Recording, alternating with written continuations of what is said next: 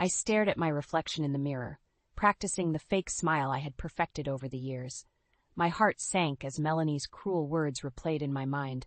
Just to be clear, you are nor never will be a part of this family. So don't expect to be at my wedding. Her icy tone cut through me like a knife, reopening old wounds I thought had long healed. I had sacrificed so much for Doug and his daughter, enduring years of hostility and rejection from Melanie, all in the hopes of one day being accepted as part of their family.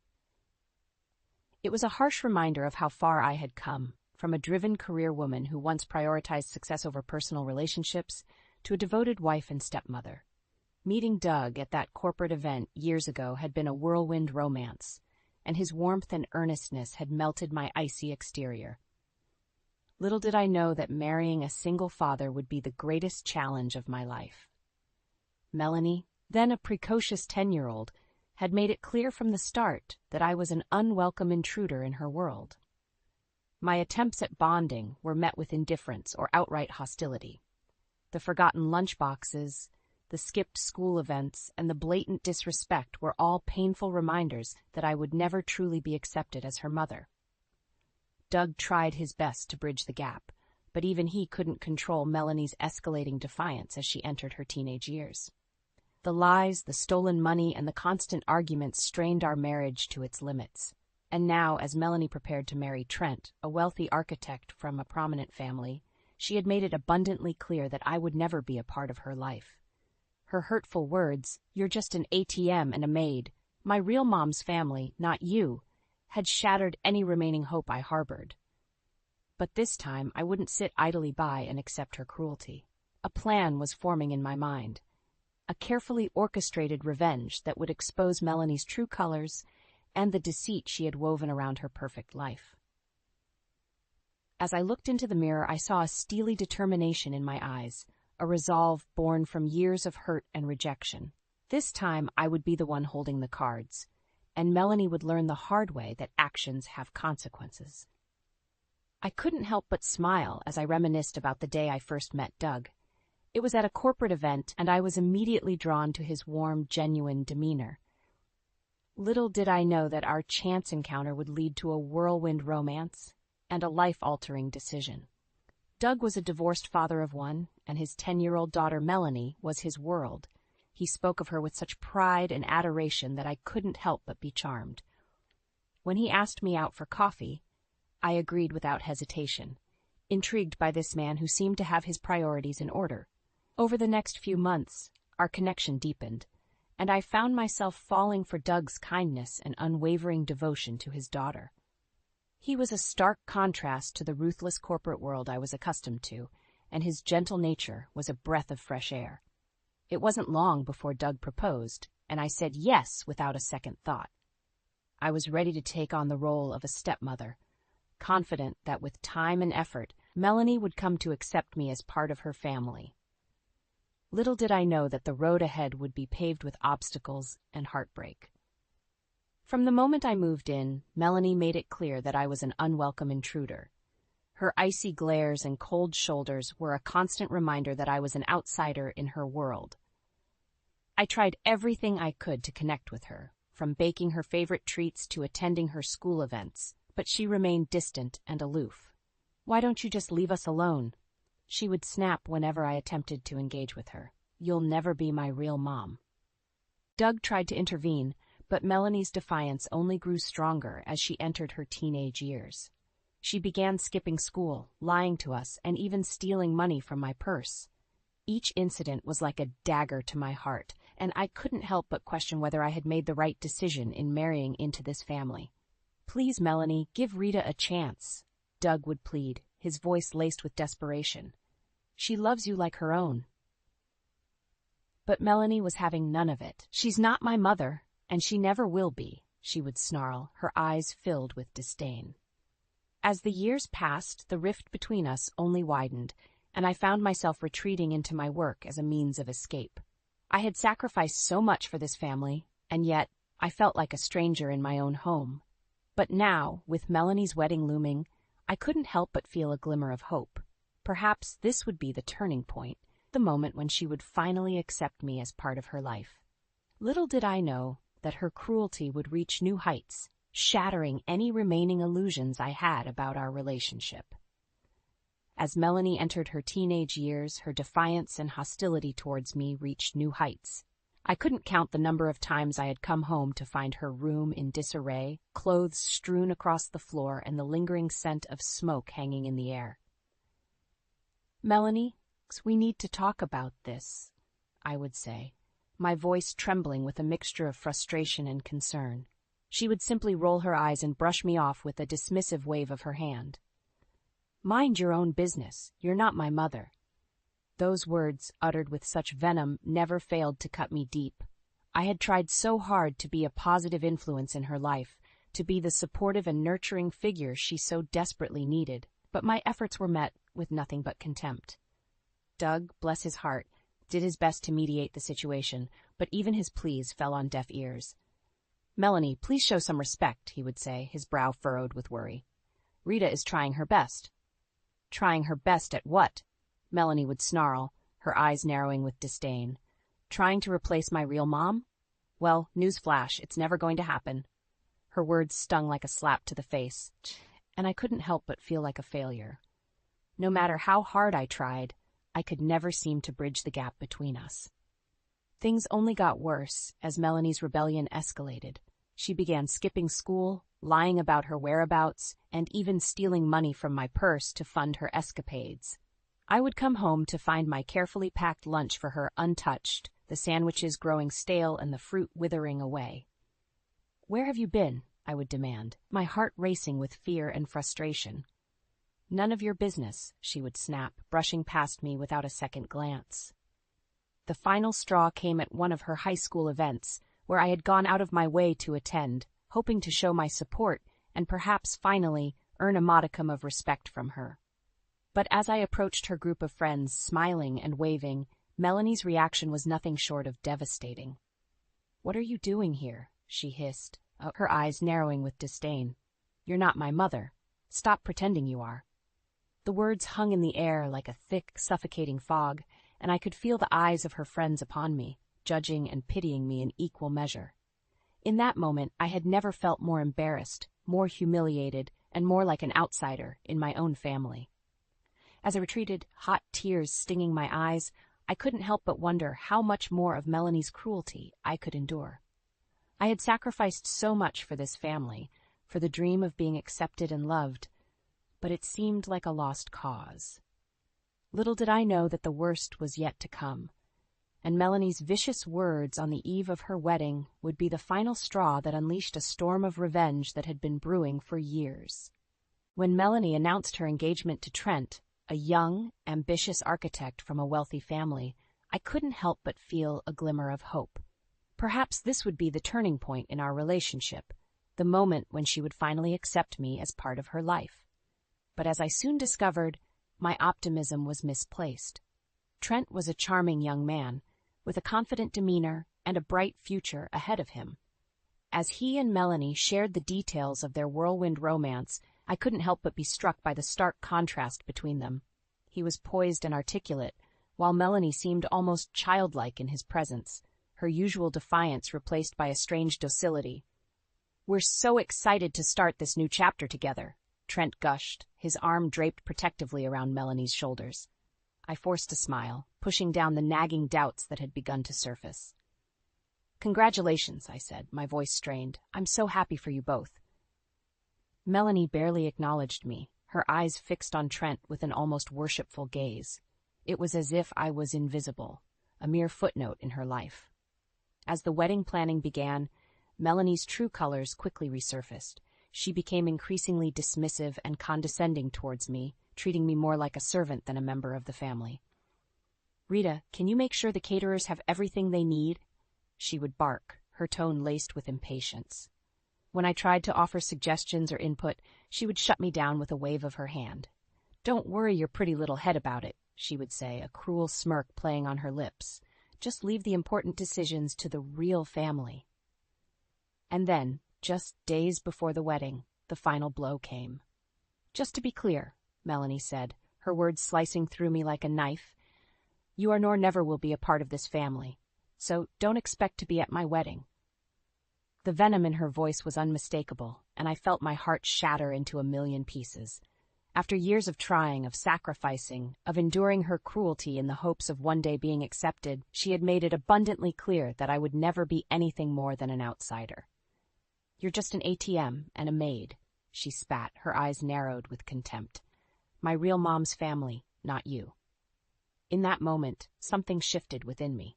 The hurt and anger that had been simmering beneath the surface for years finally boiled over, and a newfound sense of determination took hold. I would no longer be the victim, the one who cowered and accepted her abuse. It was time for me to take control, to orchestrate a plan that would bring Melanie's carefully constructed world crashing down around her. As I watched her fawn over Trent and his wealthy family, a seed of an idea began to take root. If she wanted to treat me like an outsider, then I would make sure she got her wish, and so much more. The wheels were in motion, and Melanie's precious wedding day would be the stage for a revenge years in the making. With a newfound determination burning within me, I set my plan into motion. Melanie thought she could treat me like an outsider, like a mere servant in her grand scheme of things. Well, she was about to learn just how wrong she was. I started by discreetly digging into her financial records, scouring through bank statements and credit card bills. It didn't take long to uncover a trail of deceit and mishandling that would make even the most seasoned con artist blush.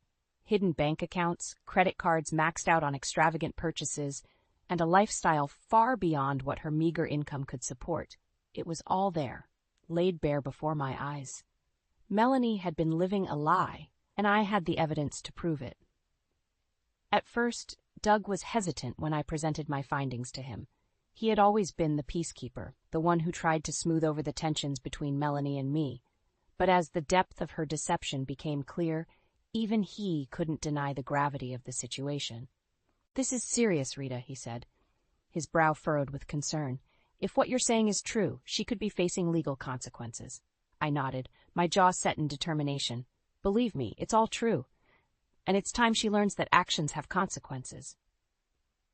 With Doug reluctantly on board, I began to meticulously plan my revenge.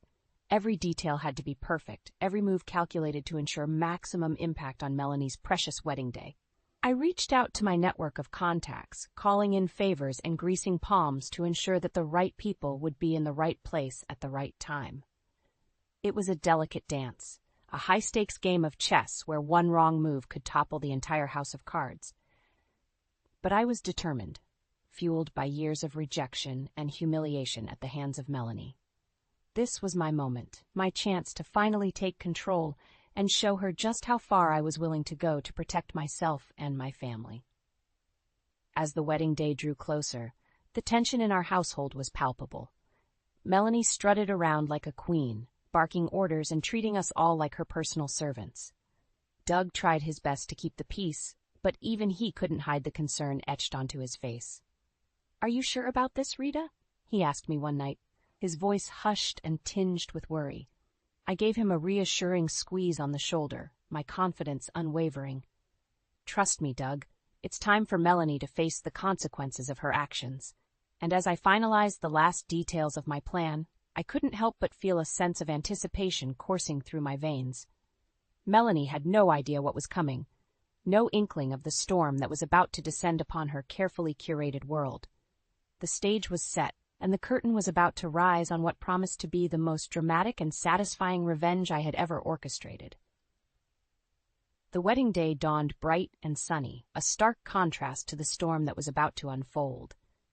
As Doug and I arrived at the lavish venue, I could feel the anticipation building in the pit of my stomach. This was it, the moment I had been carefully orchestrating for months. Melanie, resplendent in her white gown, was already ensconced in the bridal suite, surrounded by her attendants and a flurry of activity. She barely acknowledged our presence, too caught up in the whirlwind of her own self-importance. "Just make sure you stay out of the way," she snapped at me, her eyes narrowed with disdain. "This is my day, and I won't have you ruining it." I forced a smile, nodding obediently. "Of course, Melanie, whatever you say." As the guests began to arrive, the tension in the air was palpable. Trent's family, with their impeccable pedigree and designer outfits, mingled among the crowd, casting disapproving glances in our direction. Doug fidgeted nervously beside me, his fingers tapping against his leg in a restless rhythm. "Are you sure about this, Rita?" he whispered, his voice laced with concern. I gave his hand a reassuring squeeze, my resolve unwavering. "Trust me, Doug, it's time for the truth to come out." As the ceremony began, I couldn't help but feel a sense of exhilaration coursing through my veins. The first domino was about to fall, setting off a chain reaction that would shatter Melanie's carefully constructed facade. And then, just as the officiant was about to begin the vows, a commotion erupted at the back of the venue. All eyes turned to see a delivery man pushing his way through the crowd, a large envelope clutched in his hand. "Delivery for Mr. Trent Holloway," he announced, his voice echoing through the hushed silence. Trent's brow furrowed in confusion as he stepped forward to accept the package. "What is this?" he muttered, tearing open the envelope. That's when all hell broke loose. As Trent rifled through the contents of the envelope, his face contorted into a mask of shock and fury.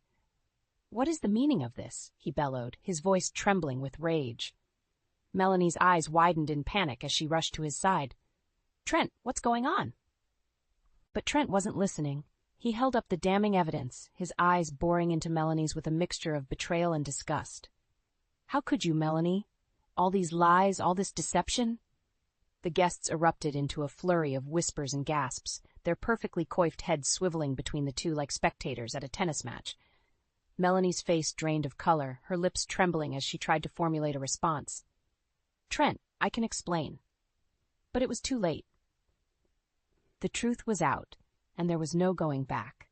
As Trent continued to confront Melanie, laying bare her web of lies and financial misdeeds, I couldn't help but feel a sense of satisfaction washing over me. This was it, the moment I had been waiting for, the moment when Melanie's cruelty and deceit would finally come crashing down around her. "Trent, how could you do this now?" she screamed, her voice shrill and desperate. But Trent was having none of it. "How could I?" he roared, his face twisted with fury. "How could you, Melanie? You've been lying to me, to all of us, from the very beginning." As the chaos unfolded, I caught Doug's eye from across the room. He gave me a small nod, a silent acknowledgement of the justice that was being served. And in that moment, as Melanie's world crumbled before our very eyes, I knew that I had finally taken control. The years of rejection, the constant belittling, the feeling of being an outsider in my own family, it had all led to this moment of sweet, satisfying revenge. Melanie may have thought she could treat me like a servant, but in the end, it was I who had pulled the strings, orchestrating her downfall with precision and cunning.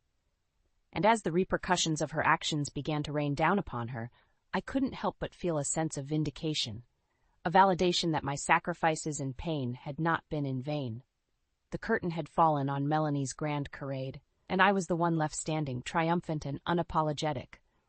As the chaos unfolded around us, it was as if time itself had ground to a halt.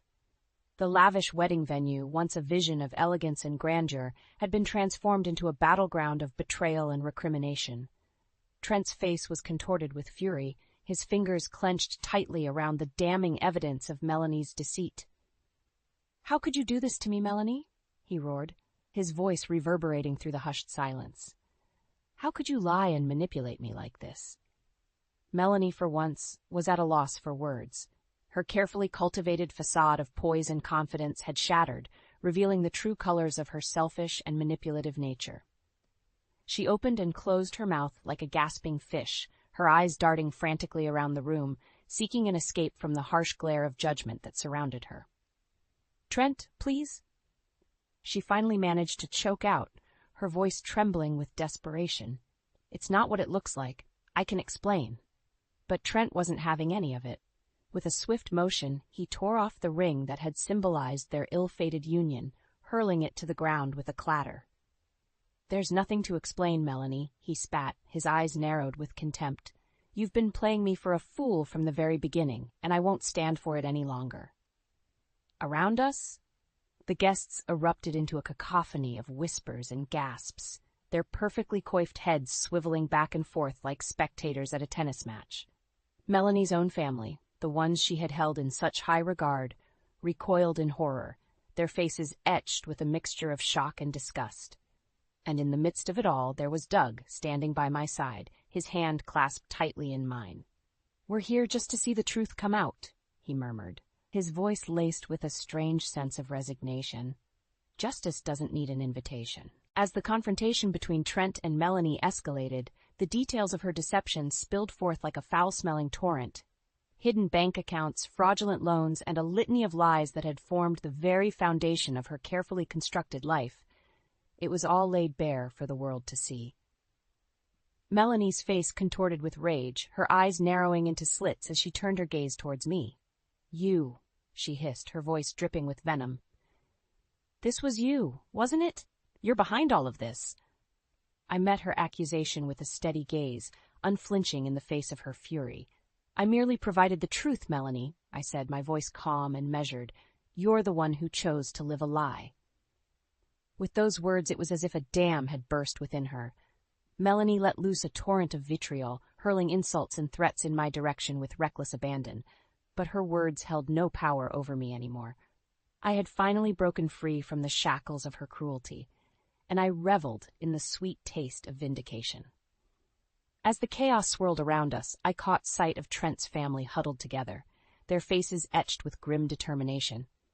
It was clear that the legal repercussions of Melanie's actions were already taking shape, and the consequences she had so carelessly ignored were about to come crashing down upon her. And in that moment, as I watched the very foundation of her carefully curated world crumble before my eyes, I couldn't help but feel a sense of triumph wash over me. The years of rejection, the constant belittling, the feeling of being an outsider in my own family, it had all led to this moment of sweet, satisfying justice.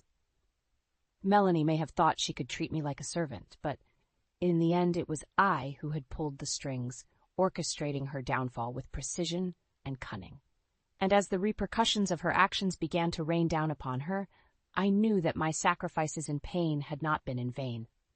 The curtain had fallen on Melanie's grand charade, and I was left standing tall, vindicated, and unapologetic. Justice, it seemed, had finally found its way home. In the aftermath of Melanie's grand unraveling, the world seemed to move in slow motion. The once pristine wedding venue lay in shambles, a crumpled reminder of the charade that had come undone with such spectacular force. As the dust settled, the true extent of Melanie's deception became painfully clear. Lawsuits from Trent's family rained down like a relentless storm, each one a damning indictment of her lies and financial misdeeds. Charges of fraud and embezzlement loomed large, casting a dark shadow over her once promising future. And through it all, Melanie remained defiant, lashing out at anyone who dared to cross her path. "You'll all pay for this," she snarled, her eyes wild with fury. "Nobody does this to me and gets away with it." But her threats rang hollow, mere echoes of the power she had once wielded with such impunity. The world had seen her for who she truly was, a manipulative, deceitful woman who had built her life on a foundation of lies. As the legal proceedings dragged on, Doug and I found ourselves caught in the eye of the storm. Lawyers and investigators swarmed around us, their questions probing and relentless. But through it all, we stood united, a bulwark against the chaos that threatened to engulf us. "We did the right thing," Doug would murmur, his hand clasped tightly in mine. "She brought this upon herself." And as the months wore on, the once indomitable Melanie began to crumble under the weight of her own actions. The family she had once held in such high esteem turned their backs on her, their disdain and disappointment a palpable force.